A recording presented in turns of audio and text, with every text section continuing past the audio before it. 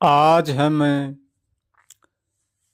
हमारे मन के विषय में जानते हैं। लूणा कहता है कि अच्छा और बुरा कौन कराता है हमसे और कैसे हमसे होता है।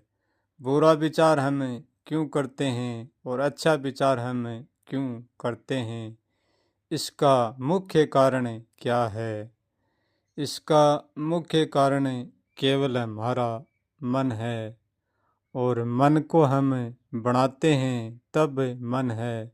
यदि हम मन को नहीं बनाते हैं तो मन भी नहीं होता है। परंतु हम मन को बनाए बिना रह नहीं सकते हैं।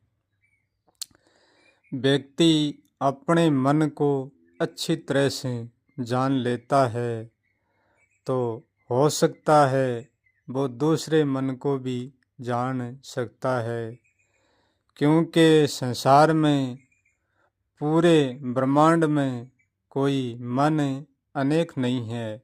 मन केवल एक ही है। मैं और मन एक ही है, अनेक नहीं है।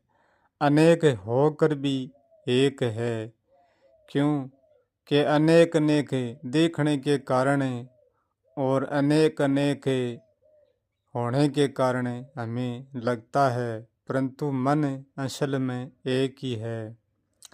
जैसे हमारे मन में जो भी हम वेदना चलाते हैं, अच्छे की, बुरे की, लोभ की, लालच की, लालसा की, बेईमानी की, चोरी की, ठगी की, झूठ की, सच की, ईमानदारी की, जो भी हम हमारे भीतर करुणा करते हैं वो सब दूसरों के भीतर वो की वो ही होती है।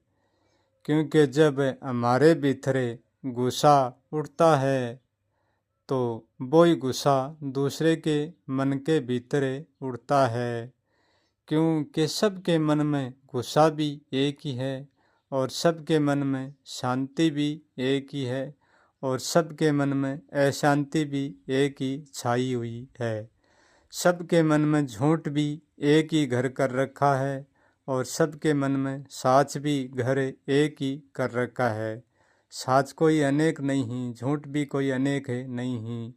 साच बोलने का तरीका अनेक है, झूठ बोलने का तरीका अनेक है, परंतु साच एक ही है और झूठ भी एक ही है और मन भी एक ही है। अनेक मन होकर भी नहीं ही। इसलिए अपनी मन की भाव दशा व्यक्ति अच्छी तरह से जान लेता है, वो दूसरे की भाव दशा भी जान लेता है कि हमारे मन में जो प्रश्न चलते हैं वो दूसरे के मन में भी चलते हैं। यदि हम हमारे मन की भाव दशा नहीं जानते हैं तो हम दूसरों की भाव दशा भी नहीं जान पाएंगे।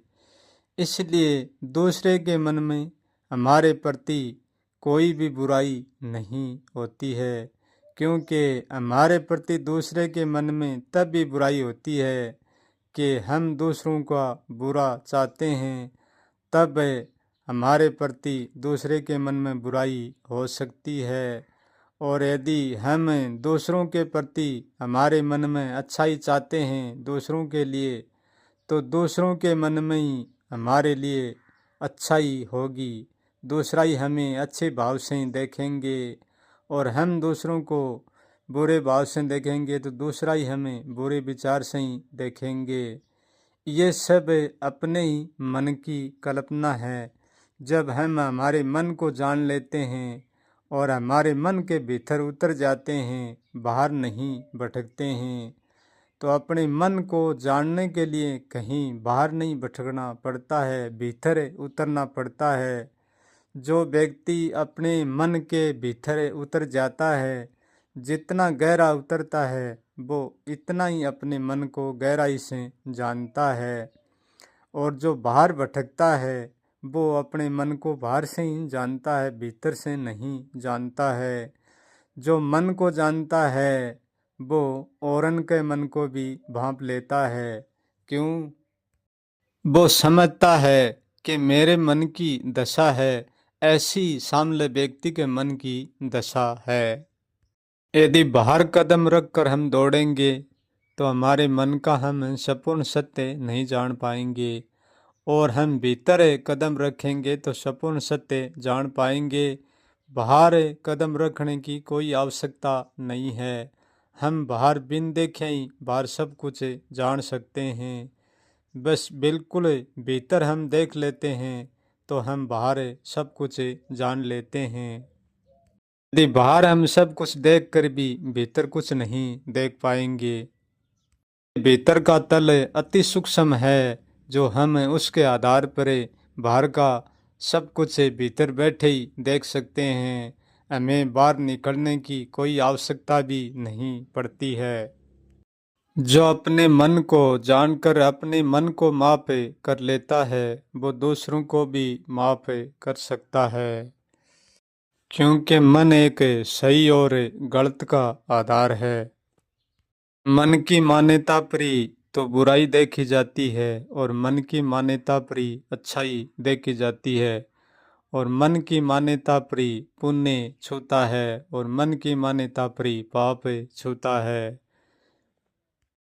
मन की मान्यता शांत हो जाती हैं तो द्वेष भी शांत हो जाता है। यदि फिर भी कोई साधक द्वेष कुछ देर के लिए करता है तो वो दूसरे ने सुधारने के लिए, दूसरे ने समझाने के लिए द्वेष करता है। द्वेष के माध्यम से समझाया भी जाता है। यदि कोई व्यक्ति सीधा नहीं समझता है तो किसी उदाहरण के तौर पर, किसी द्वेष के तौर पर समझाने के लिए कुछ देर के लिए वो द्वेष कर सकता है। अन्यथा मन को जो जानता अपने मन को, वो अपने मन से द्वेष नहीं करता है, वो दूसरों के मन से भी द्वेष नहीं कर सकता। मन को समझना कोई सरल कार्य तो नहीं है, परंतु समझने की ओर कदम रख लेता है तब वो समझ सकता है। कोई नामुमकिन भी नहीं है, क्योंकि समझ कर भी कर्म मनी करता है और ना समझी में कर्म मनी करता है। समझने का अंतर ये है कि वो समझ कर कोई द्वेष के द्वारा काम नहीं करता है, निर्विचार निर्भाव से काम करता है। और जो ना समझी है मन की, वह द्वेष के कारण कर्म करती है। जो मन को अच्छी तरह से जान लेता है, उनका काम मन के न करने से ही उनका काम हो जाता है। क्योंकि काम करना मन से एक उपाय है और मन को जानना एक अनुभव है। क्योंकि मन की पीड़ा मन ही समझता है, घायल की गत घायल जानता है।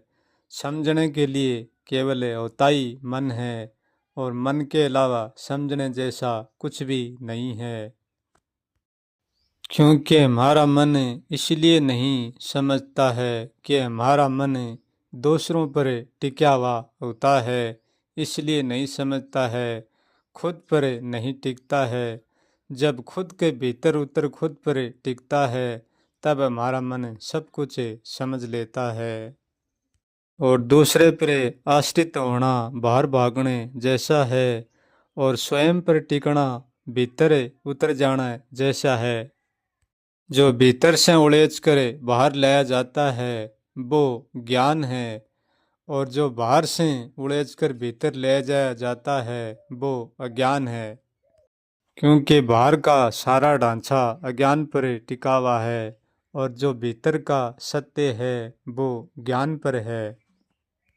बाहर की चीज़ों को देखने से, सुनने, जानने से, मानने से कभी भीतर का ज्ञान नहीं होता है। भीतर का ज्ञान भीतर प्रवेश करया ही होता है। इसलिए सबको भीतर करना अनिवार्य होता है। भीतर जो प्रवेश करता है वो ही भीतर को जानता है।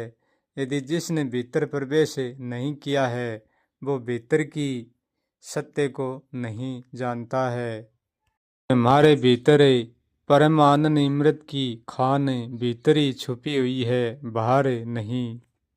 और वह बिना कुछ कर्या बिना भी हमें प्राप्त हो सकती है, कि वह पहले से मौजूद है इसलिए प्राप्त हो सकती है। उसको करना नहीं पड़ता है, उसके भीतर उतरना पड़ता है, बस केवल उनको देखना पड़ता है।